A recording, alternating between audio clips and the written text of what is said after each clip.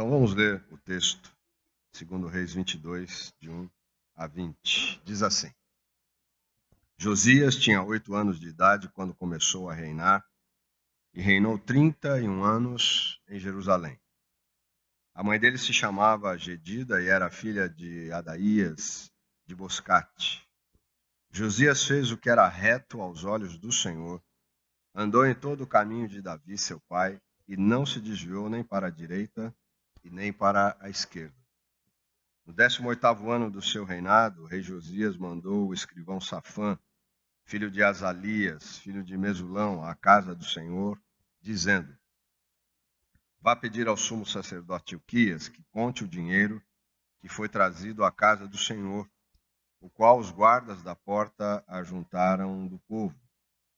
Que esse dinheiro seja entregue aos que dirigem a obra e têm a seu cargo a casa do Senhor, para que paguem aqueles que fazem a obra na casa do Senhor, para repararem os estragos do templo, aos carpinteiros, aos construtores e aos pedreiros, e que comprem madeira e pedras lavradas para repararem os estragos do templo.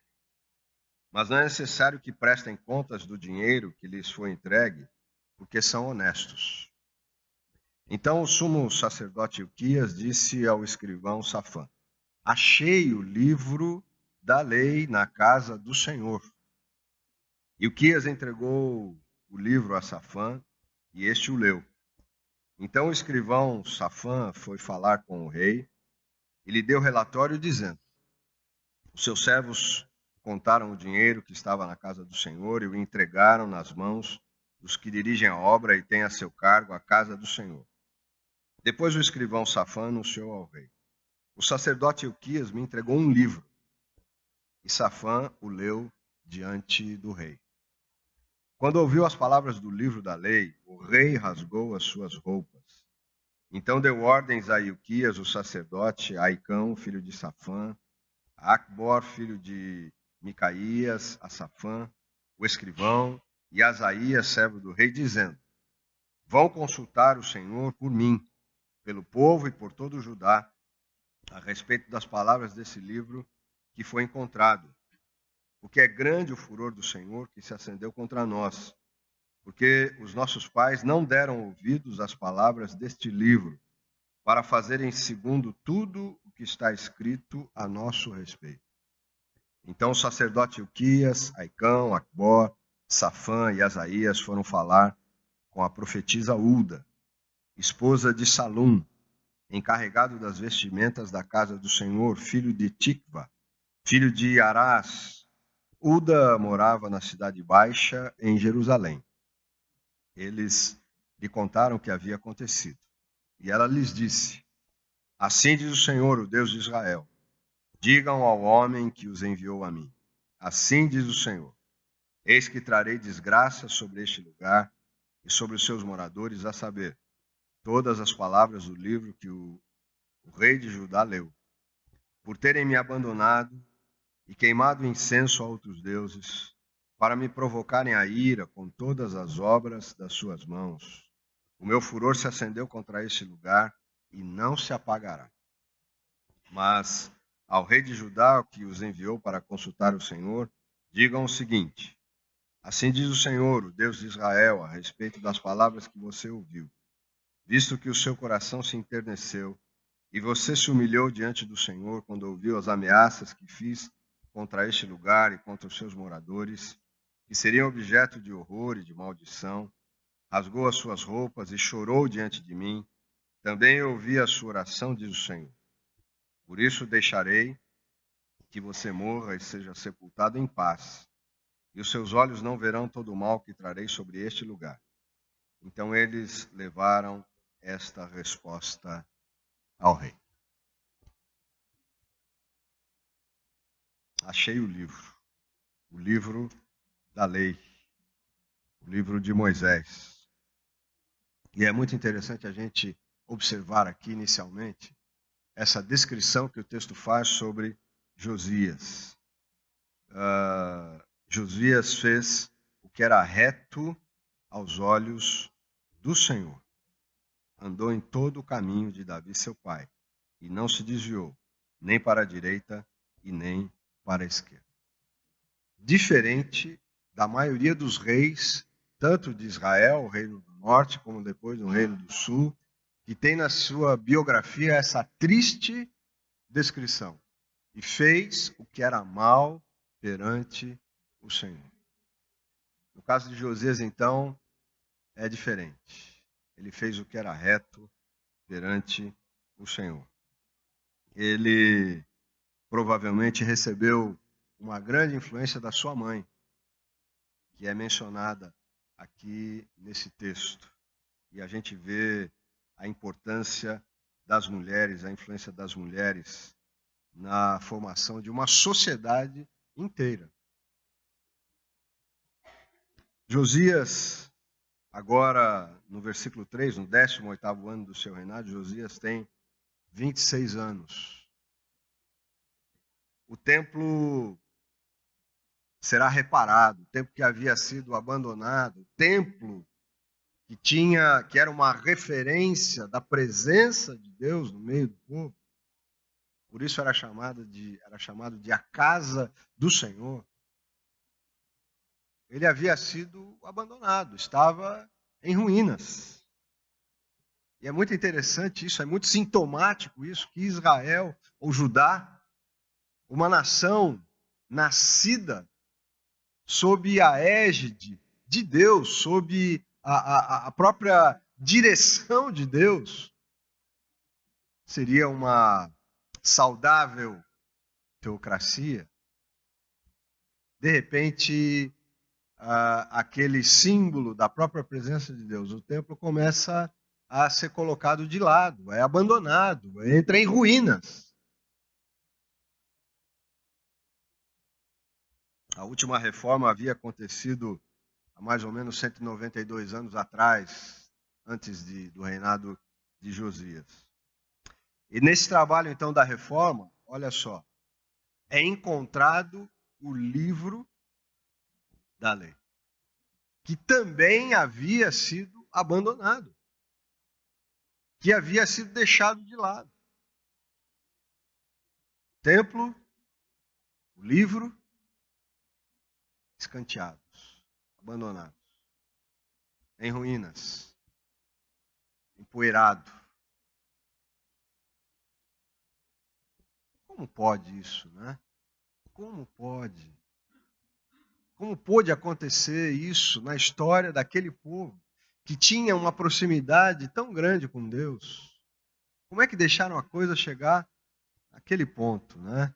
De deixar o templo em ruínas, de largar o livro da lei, aquelas palavras extraordinárias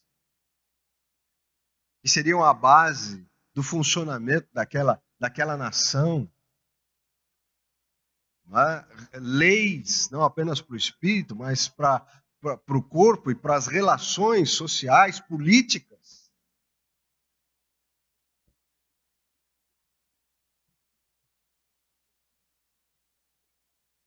E aí, então, esse livro que é encontrado, jogado, empoeirado, lá num canto do templo, também abandonado em ruínas, ele é trazido para o rei. Nós vemos, então, que quando aquele pedaço da palavra de Deus é lido diante do rei, ele rasga suas vestes, ele chora ao se defrontar novamente com as palavras de Deus. E ali, no caso, eram palavras de juízo. Eram palavras duras. Mas o rei deixa o seu coração, como nós lemos aqui, deixa o seu coração se enternecer, deixa o seu coração se envolver por aquelas palavras, e ele manda então que os seus auxiliares vão procurar uma profetisa e consultá-la. Né? O que Deus tem a nos dizer através dessas palavras, o que realmente elas significam para nós hoje. A busca de conhecer o que a Bíblia, para eles naqueles dias, a palavra de Deus, ou a lei de Deus naqueles dias, significaria para eles naquele momento. O que essas palavras têm a ver conosco agora? E eles trazem depois um relatório da profetisa Hulda, dizendo que o juízo de Deus seria inevitável.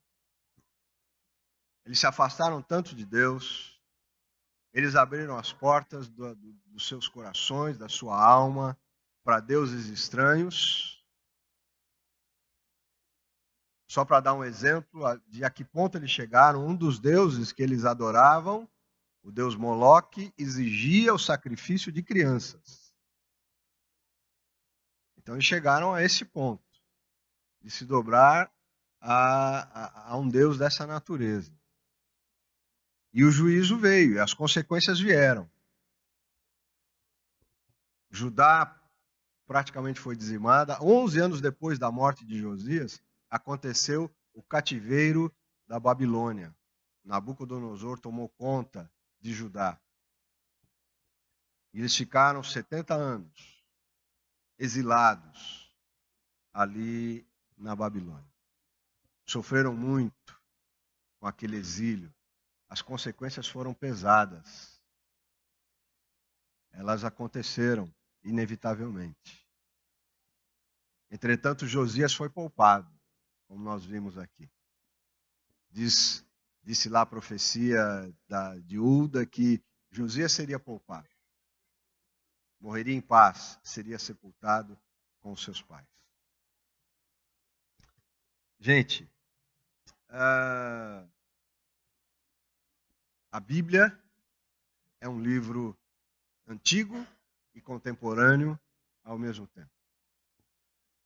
A sua influência sobre a vida das pessoas sempre foi muito grande.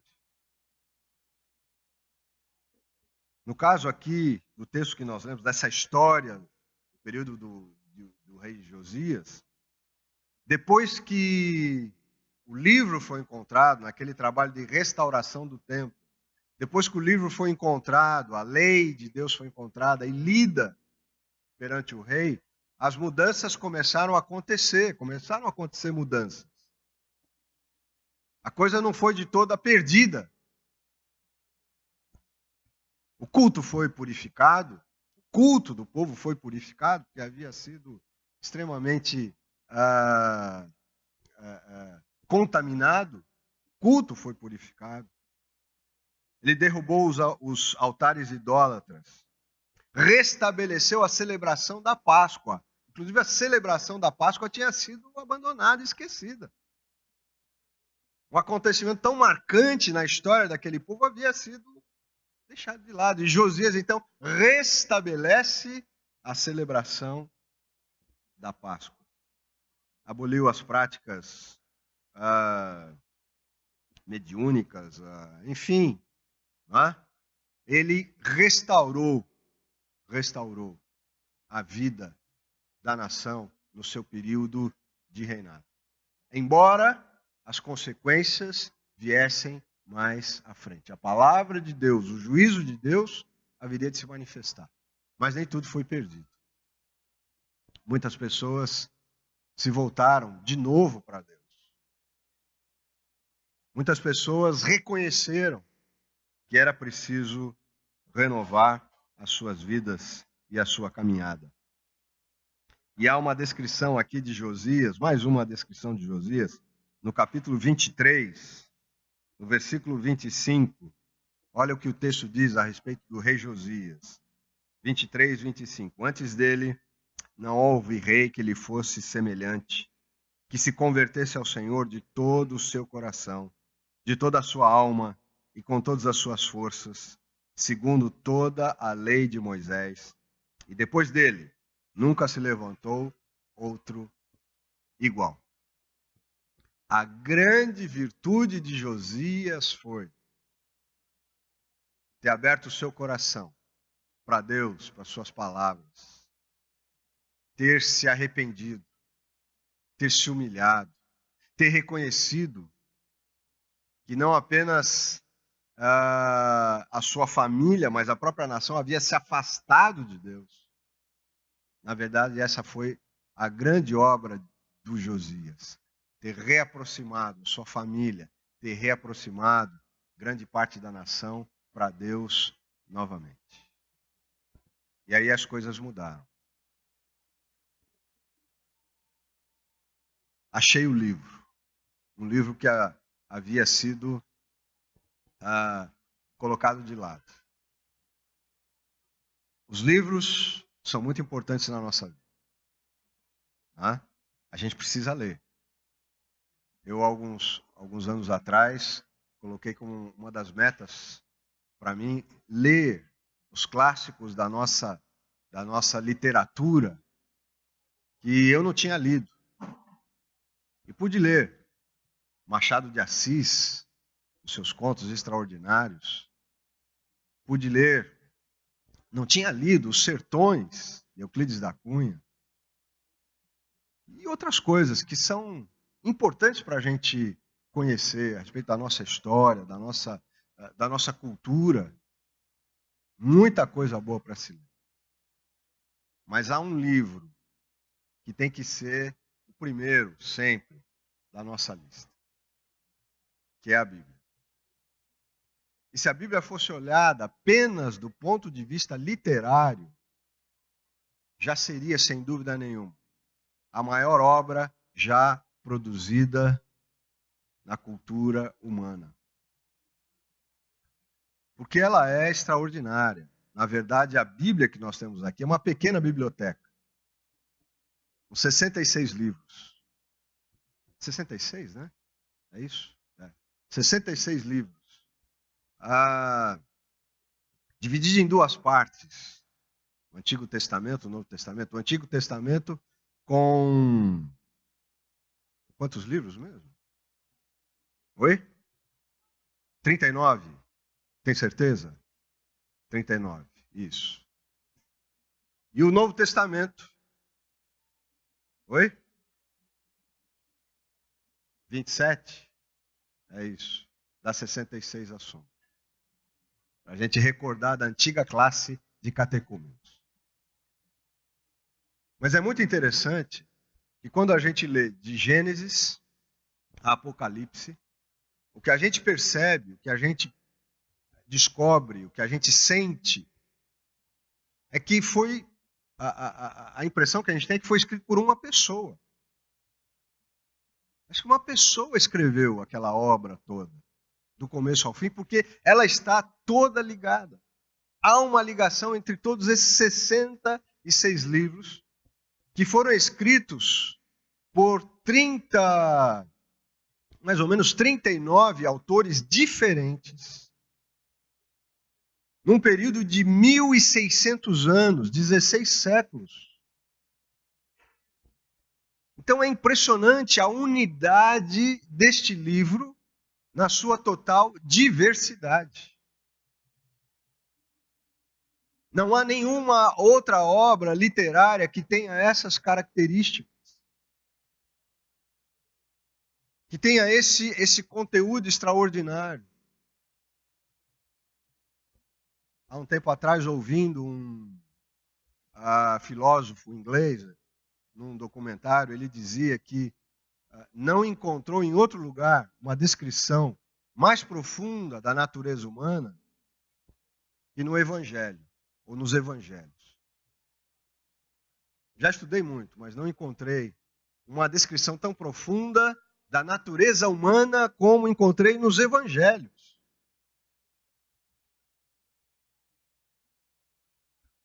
Um economista jovem brasileiro, Eduardo Moreira, que tem falado para muitas pessoas, inclusive lá no Congresso, enfim, uma cabeça brilhante. Tem um vídeo onde ele fala da sua experiência, que ele dizia não religiosa, ao ler o Velho Testamento. Ele se propôs a ler o Velho Testamento inteirinho e leu o Velho Testamento. É muito interessante esse vídeo do Eduardo Moreira. E ele faz a sua descrição de Gênesis até o final dos profetas, a sua impressão, a sua leitura do Velho Testamento. E no final ele diz: foi a leitura mais extraordinária que eu fiz na minha vida. Uma leitura que começou sem um propósito religioso, inclusive. E se eu quero ler o Velho Testamento simplesmente como uma obra literária. E lá no final ele vai dizer: nunca li nada parecido. Algo tão extraordinário. Se ele chegar a ler o Novo Testamento, então aí mesmo é que a coisa vai impressionar. Os evangelhos, a sua mensagem de paz, de alegria, de justiça, de esperança. Achei o livro. Essa foi a experiência lá de Judá, há milênios atrás.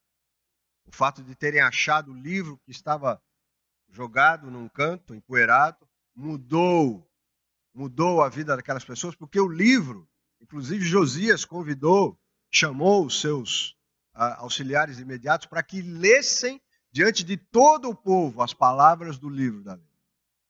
Todo o povo foi relembrado das palavras, da história, da sua história, do significado da ação de Deus na história deles. Que foi uma história de amor, de cuidado, de carinho. Embora eles tivessem voltado as costas para Deus, Deus nunca deixou de amá-los. Embora sofressem as consequências das suas desobediências, da dureza do seu coração, Deus nunca deixou de amá-los.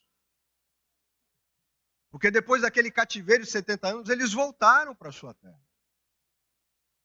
E Deus nunca os abandonou. Como nunca abandona seus filhos e filhas, aqueles que se colocam diante dele, com todas as suas dificuldades, limitações, problemas, mazelas, falhas, dúvidas, incertezas.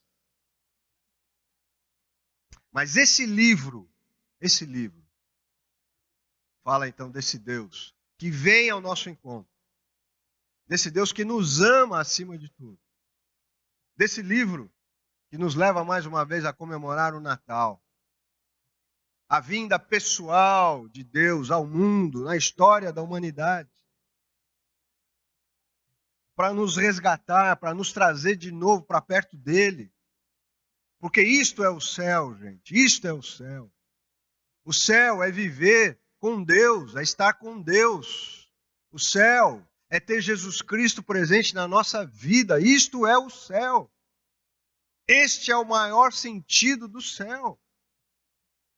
Então o céu começa aqui agora. Se você caminha na diretriz destas palavras que nos falam desse Deus que gosta dessa proximidade com a gente, desse Deus que aponta um caminho seguro para a gente viver nesse mundo, desse Deus que nos ajuda, que nos livra da ganância, do orgulho, da vaidade, das futilidades da vida. Desse Deus que manifesta a sua graça, o seu amor, a sua misericórdia e a sua paz sobre nós. Como não abrir os ouvidos e o coração para esse livro? Esse livro que, como eu já disse, tem mudado a vida de tanta gente.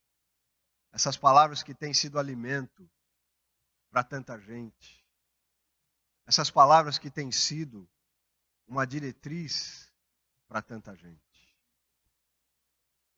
Eu não sei qual o lugar que esse livro tem ocupado na sua vida.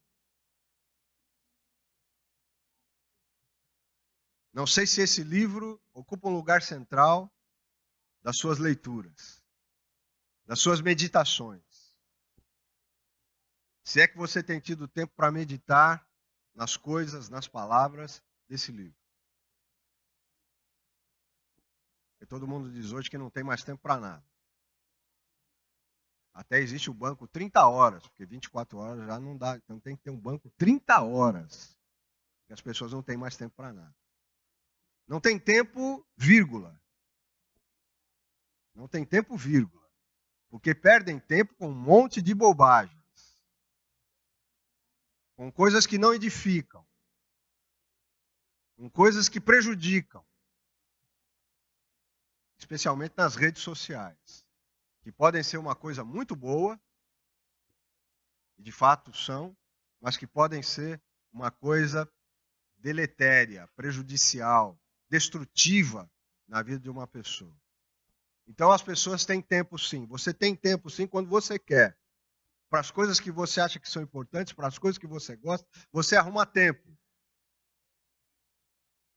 E eu tenho conhecido pessoas que não são cristãs, pessoas que são amantes de outras religiões, do budismo, por exemplo. Tenho convivido com essas pessoas e eu fico impressionado como essas pessoas levam essa coisa da meditação a sério. A meditação. E nós cristãos, muitas vezes, desprezamos esses momentos. Da gente parar. Da gente se colocar diante dessas palavras que são vida, alimento. Para que a nossa vida realmente valha a pena. Então, achei o livro. Quem sabe você precise dizer hoje de manhã, eu preciso achar esse livro de novo para a minha vida.